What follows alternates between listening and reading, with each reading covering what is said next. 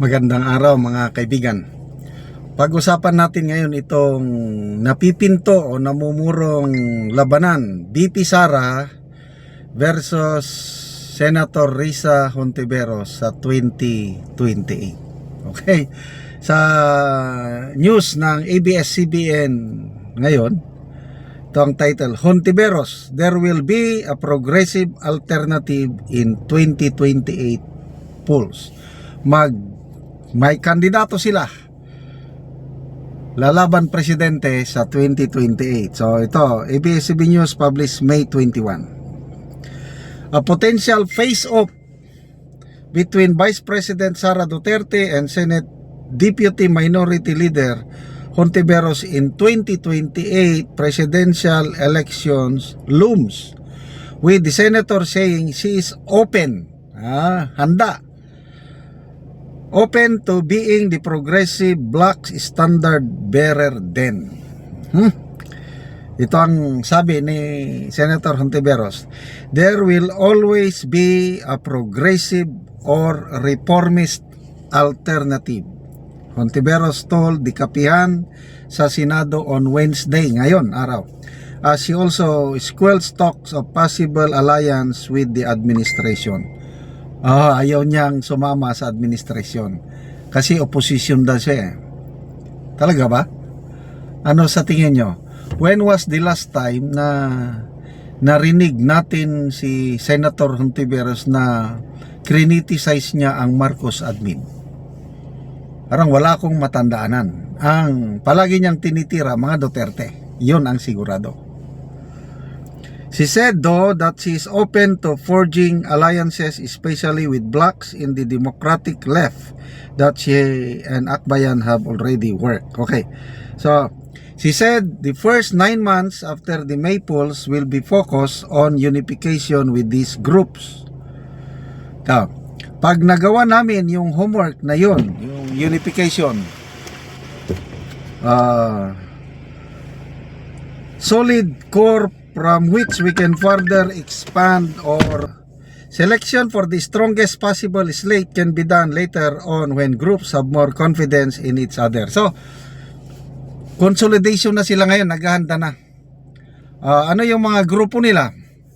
Ito, Akbayan, grupo ni Senator Hontiveros, at nakakapagtaka, sila ang nag-number 1 sa party list. So may tatlo silang congressmen o kongresista sa Kamara. 2 million plus . So talagang nakabuelo na sila. So Akbayan, I don't know kung ano pa yung progressive groups na sinasabi niya. Ito na ngayon, nag-uusap na daw sila with Liberal Party. Yan, si Kiko Pangilinan, Liberal Party. Si Bam Aquino naman, yung kapisanan ng nagkakaisang Pilipino. Remember, wala na sa Liberal Party si Bam Aquino. Separate party na sila bago. Kailang tingin ko nagtutulungan yan. Yung ML ni Liberal, basta yung may party list si Attorney Laila de Lima, mayan, sila na ang bumubuo ng kanilang talagang pinaghahandaan na nila ang 2028. That's for sure. Nagsabi na siya, ready na siya na kung siya ang mapili, go on. So, to me, mas maganda, the more, the better. Ang ating VP Sara, talagang basta malusutan lang niya itong impeachment trial, siguradong tatakbo ang ating VP Sara, lalo na ngayon na marami siyang senador na nanalo. So, VP Sara, sabihin na lang natin, Hontiveros, tatakbo. Hindi naman mawawala si Speaker Martin Romualdez. I don't know with Senator Rapi Tulfo kung makipag-partner ba siya kay Speaker Romualdez, kasi sa mga surveys, remember, palaging dumidikit si Senator Tulfo kay BP Sara. So tingin ko analysis ko lang ito, opinion ko lang ito, baka lalaban, baka hindi papayag si Senator Tulfo na maging Vice President lang siya ni Speaker Martin Romualdez. Hindi rin papayag si Speaker Romualdez na maging Vice President lang siya ni Rapi Tulfo. Kaya tingin ko maghihiwalay yan. Lalaban at lalaban si Rapi Tulfo. So apat na sila. Plus may mga sisingit pa dyan, I'm sure meron. Last May 2022 presidential election, 10 ata sila. Dami. Nako, I tell you, may survey na yan na sino bang nag-survey? Nakalimutan kong nag-survey. Pulse Asia ba o ano? The more candidates na tatakbo sa 2028, the more chances si BP Sara na mananalo.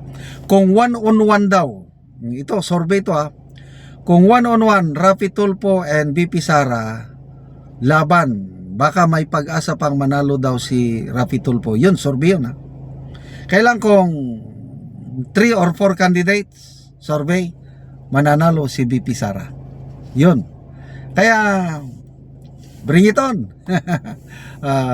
Mas lalong ang pinakamalakas na kalaban ni BP Sara sa tingin ko,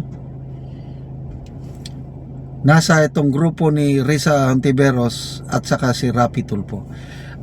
Speaker Martin Romualdez, I'm sorry, kahit gamitan niya ng lahat ng resources nila, hindi mananalo si Speaker Martin Romualdez basta lang sa isang honest, fair, and peaceful election. Panalo po ang ating BP Inday Sara. So lalong exciting ang babantayan natin ngayon, itong impeachment trial, matuloy o hindi matuloy. Nagsabi na si BP Sara gusto niyang matuloy dahil gusto niya ng bloodbath. Kaya lang mga kasama niya, si Senator-elect Marcoleta, susubukan niyang pipigilan dahil hindi daw pwedeng i-transfer sa 20th Congress itong impeachment na nasimulan 19th Congress. Si Senator Amy naman daw, kung magtitestigo si Congressman Chanco tungkol sa revelasyon niya na parang napilitan lang yung mga kongresista na pumirma, magsasampa siya ng kaso sa Supreme Court para hindi na matuloy ang impeachment ni BP Sara. Okay, salamat mga kaibigan sa inyong pagsubaybay sa ating channel. Nakakatulong kayo ng malaki sa Tribong Talandig ng Bukidnon dahil ang ating income sa channel na ito is inilalaan natin pagtulong sa Tribong Talandig. Namimigay tayo ngayon ng mga yero at pako para ma-repair ang sira-sirang bahay ng Talandig or makapagpatayo yung karamihan sa kanila na walang bahay. Panoorin nyo ang video na ito.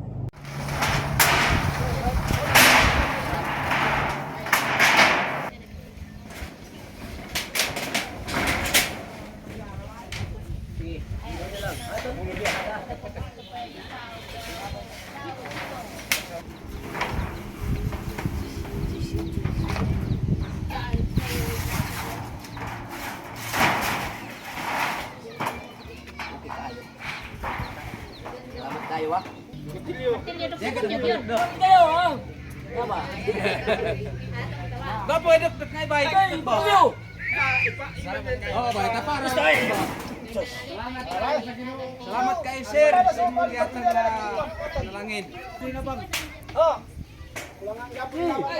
Ay, no, salamat kaayo. Ginoo, salamat.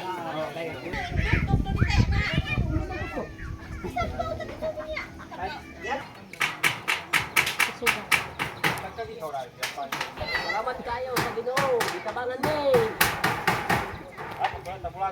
Kol nito tagid kayo kuli mo nga to po. Nakatindog na kapato ko nagid ka og balay. Maayo nagid nga tanawon Muna ni ang balay ni Angkol nga nagpatukod siya so nindot nagid kayo nga tanawon. Karong kol unsang imong ikasulti nga nakatukod na ka og bag-o nga balay, maayo nang imong balay. Unang-una, magpasalamat ko sa Ginoo kay nay nabagang kong sir nga di nagid kumulanan. Oo. Salamat og nagpasiog dani. Dakong pasalamat nako kay ninabangan ko og madugangan pagyod. Naot ko madugangan kog sen kay kulang pag abo og kulang pag barkon.